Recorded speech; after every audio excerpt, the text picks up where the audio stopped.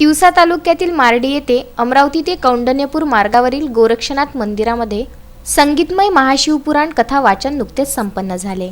योगी चैतन्य Gorakshanath charitable trust व गावकरी यांच्या वतीने धर्मनाथ बीज महोत्सवाच्या पर्वावर महायोगी स्वयंभू सिद्धयोग योगेश्वर गोरक्षनाथ भगवान यांच्या पावन सानिध्यात व परमपूज्य गुरुवर्य रंगनाथजी महाराज यांच्या प्रेरणेने हरिभक्त पारायण रवींद्र महाराज केंद्रे यांच्या अमृतुल्य व सोज्वळ वाणीतून संगीतमय शिवपुराण कथा वाचन नुकतेच संपन्न झाले।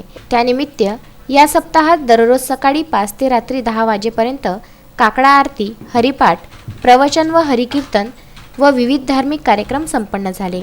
रत्नागिरी जिल्ह्यातील वारकरी महामंडळ हरिभक्त पारायण संजय महाराज साळवी, हरिभक्त पारायण महेश महाराज मारवाडी, हरिभक्त पारायण संतोष महाराज ठाकरे, हरिभक्त पारायण गजानन कपिल महाराज यांचा कीर्तन व भारुडाचा कार्यक्रम संपन्न झाला।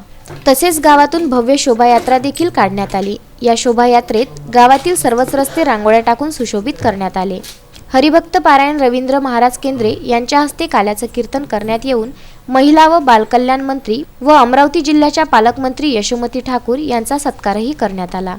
यावेळी गावातील व परिसरातील असंख्य भाविकगण उपस्थित होते। यावेळी आयोजित करण्यात आलेल्या महाप्रसादाचा असंख्य भाविक भक्तांनी लाभ घेतला व शेवटी ट्रस्टच्या वतीने सर्वांचा आभार मानण्यात आला। रामचंद्र मुंदाने, विदर्भ न्यूज, तिवसा ग्रामीण।